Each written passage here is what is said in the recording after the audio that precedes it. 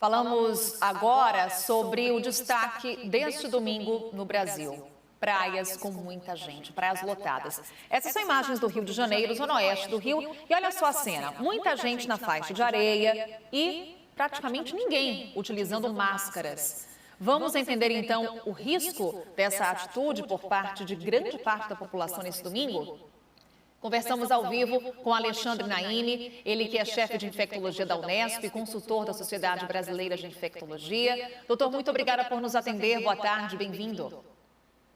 Boa tarde, Carol. Boa tarde, Marcela. Bem, doutor, então vamos entender qual que é o risco que essas pessoas estão correndo ao ficarem numa situação como essa, na praia, aglomeradas, sem máscara. Na verdade, está existindo uma grande confusão por parte da população entre o que significa flexibilização e o que significa normalização.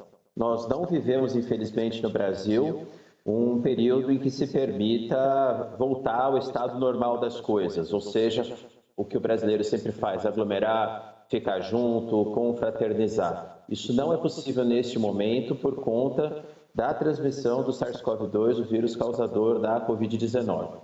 Obviamente, o uso da praia, se fosse feito de forma individual, se fosse feito somente por núcleos familiares que já coabitam o mesmo domicílio, isso não teria problema. Mas o que a gente vê, infelizmente, nas imagens é uma grande conurbação, uma grande aglomeração de pessoas, muitas vezes que não têm contato direto e que acabam, então, podendo ser fontes de transmissão do SARS-CoV-2, vírus causador da Covid-19. Doutora, a gente vê uma cena como essa, claro, chama muito atenção, né? Preocupa no momento de pandemia. Agora, quais os riscos que isso podem culminar, digamos assim, né? Porque a gente vê muita gente junta, a gente tem casos, por exemplo, em São Paulo, que a gente chegou num platô, segundo as autoridades. No Rio de Janeiro, a situação talvez seja um pouco mais controlada também, mas a gente pode, com essa reabertura que o senhor citou e com essa aglomeração consequente da reabertura, ter uma nova crise, uma nova onda da doença, uma situação ainda pior, né, nessas regiões? Isso é completamente factível. Nós vimos acontecer na Coreia do Sul. Na última semana, infelizmente, houve uma segunda onda de novos casos na Coreia do Sul. Foi um dos exemplos mais clássicos de como combater a pandemia, mas não pondo culpa na flexibilização em si, mas na interpretação que a população faz da flexibilização. A flexibilização, ela impõe um novo normal, uma adaptação. Então, quem sobrevive é aquele que se adapta. E como nós devemos nos adaptar? Usar máscara quando nós estivermos próximos ou se formos ter contato com pessoas que não for do nosso convívio domiciliar ou familiar, e mesmo usando máscara, manter aquele distanciamento de 1,5 m, 2 metros, higienização das mãos. Então, existem vários exemplos no mundo onde a flexibilização não foi acompanhada dessas medidas de precaução e simplesmente foi feita uma volta à normalidade. E não é possível no momento, porque ainda o vírus circula com bastante força, apesar de ter diminuído a taxa de transmissão, que já foi muito maior em algumas semanas atrás. Nós temos que aprender a conviver com esse vírus no próximo ano, ou até que chegue uma vacina efetiva, porque senão essas novas ondas de infecção, segundas, terceiras ou quartas ondas, elas vão acontecer frequentemente, e nós vamos ter mais número de casos e, infelizmente, mais número de óbitos. Doutor, qual a alternativa para a população que quer ir à praia? Eu lhe pergunto até por uma avaliação de um sistema que vem sendo adotado em outros países, por exemplo, delimitação de espaços, algo que a Prefeitura do Rio de Janeiro chegou até a cogitar a fazer. Delimitar um espaço, um distanciamento definido, isso seria uma alternativa? Olha, eu sou fã de praia e acho que é plenamente factível desde que seja organizado. As pessoas têm que ser separadas por áreas, você não pode ter comunicação de pessoas que não façam parte do mesmo grupo familiar ou de convívio, mas convenhamos, isso é muito difícil de fiscalizar. Fora a questão do acesso à praia. Para uma pessoa, por exemplo, chegar no Rio de Janeiro à praia, ela vai ter que se locomover de transporte público ou qualquer outro tipo de veículo no qual ela vai estar fazendo aglomeração. Há que ter por parte da população, portanto, e agora cabe mesmo, né, essa responsabilidade social de cidadania, tentar respeitar essas regras de uso de máscara, distanciamento, higienização das mãos e se manter distante grupos de outros. Se eu chego na praia, encontro um colega, encontro um amigo, vou jogar bola, vou jogar vôlei, vou conversar, eu estou quebrando essas regras. E aí não adianta nada essa flexibilização, porque daqui a pouco, devido ao aumento do número de casos e de óbitos, é possível que as autoridades tenham que enrijecer as regras, o que ninguém quer. O que dá para perceber é que as pessoas elas estão muito ansiosas para voltar à vida normal, né? O que vai ser muito difícil de acontecer diante desse momento tão específico que a gente está vivendo. Então, muitas pessoas querem voltar, aí o que acontece? Tem o aval das autoridades, olha, você pode frequentar a praia, você pode frequentar o bar, o restaurante, aí o senhor falou que também vai do bom senso das pessoas, mas é muito difícil controlar isso. Então, talvez, por exemplo, nas praias do Rio de Janeiro, não pode ocupar a faixa de areia, e a gente vê uma quantidade gigante de pessoas na faixa de areia. Nesse caso, também teria que ter, talvez, uma fiscalização além do bom senso das pessoas, né, doutor? Eu digo mais do que bom senso, é uma ação de cidadania. Eu faço uma comparação, por exemplo, com a prevenção da dengue. Cada um tem que, dentro do seu domicílio, verificar se não tem acúmulo de água, objetos com água parada, e na Covid-19 é a mesma coisa.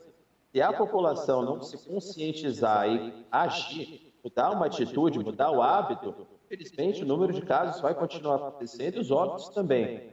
É praticamente impossível uma fiscalização uma praia, como a gente está vendo aí na imagem, só se a gente fizesse o fechamento da praia, coisa que infelizmente aconteceu no passado. Portanto, se a população não se conscientizar e não mudar o hábito, infelizmente, não adianta perder a paciência, as autoridades vão ter que agir de forma mais interativa e talvez bloquear ou enrijecer essas regras de flexibilização. Mas parece até que a população perdeu o medo. Dá para ter essa sensação de que as pessoas acham que não vão mais ser infectadas depois de tanto tempo do início da pandemia? Na verdade, esse fenômeno é conhecido como perda de percepção de risco. É uma banalização de uma tragédia nacional que a gente vive já há 2, 3 meses, já faz mais ou menos um trimestre que o número de óbitos gira em torno de 1.000 por dia, como se caísse 3 ou 4 aviões de grande porte, e as pessoas se acostumaram com isso. A banalização de uma tragédia é comum no Brasil. No próprio Rio de Janeiro, né, a banalização da violência, dos assassinatos, e acaba sendo absorvida pela população que incorpora isso no dia a dia. Mas na Covid-19 isso é muito perigoso porque o número de óbitos pode aumentar de forma trágica. Nós já passamos aí dos 100 mil óbitos há bastante tempo, estamos rumando, infelizmente, aos 150, talvez chegamos aos 200 mil óbitos, e temos que entender que flexibilização não significa normalização. Nós temos que voltar a usar as 3 regras de ouro: uso de máscara, não aglomerar e higienizar as mãos. Doutor, estamos acompanhando imagens das praias, mas também muito destaque para parques. A gente acompanhou durante a nossa programação os arredores do Parque do Ibirapuera, também com uma movimentação muito intensa. Falamos sobre essa perda da percepção do risco, mas também muita gente que não fica atento a alguns cuidados porque está ao ar livre. O risco de alguém que faz uma atividade ao ar livre, ele também permanece. O risco de ser contaminado pelo novo coronavírus. Sim, o ar livre não impede a transmissão por gotículas. É importante lembrar uma coisa: o vírus ele não fica flutuando no ar, ele não fica boiando, ele não fica voando no ar, mas ele é transmitido por gotículas. Se eu estou numa praia ou num parque, por exemplo, e vou comprar um sorvete, um refrigerante, uma cerveja, e o vendedor fala comigo sem máscara, mesmo que eu esteja em um ambiente aberto, vai haver transmissão do SARS-CoV-2, o vírus causador da Covid-19. O que eu não posso é ter essa aglomeração, essa aproximação, principalmente de pessoas que não fazem já parte do meu círculo domiciliar, do meu círculo familiar. Porque se eu vou, por exemplo, num parque com a minha família, fazer um piquenique num local isolado, só nós ali, sem contato com ninguém, distante, tudo bem, eu posso abrir mão do uso da máscara. Na hora que eu for sair daquele lugar, na hora que eu for ter contato com outras pessoas, eu estou usando máscara. Agora, o que a gente vê, infelizmente, nas cenas que vocês estão mostrando, é que as pessoas estão confraternizando, estão fazendo intercâmbio de grupos familiares, de grupos de amigos, e é justamente aí que você tem a transmissão dos clusters, a transmissão de vírus de pessoas que fazem parte de um núcleo para outros núcleos.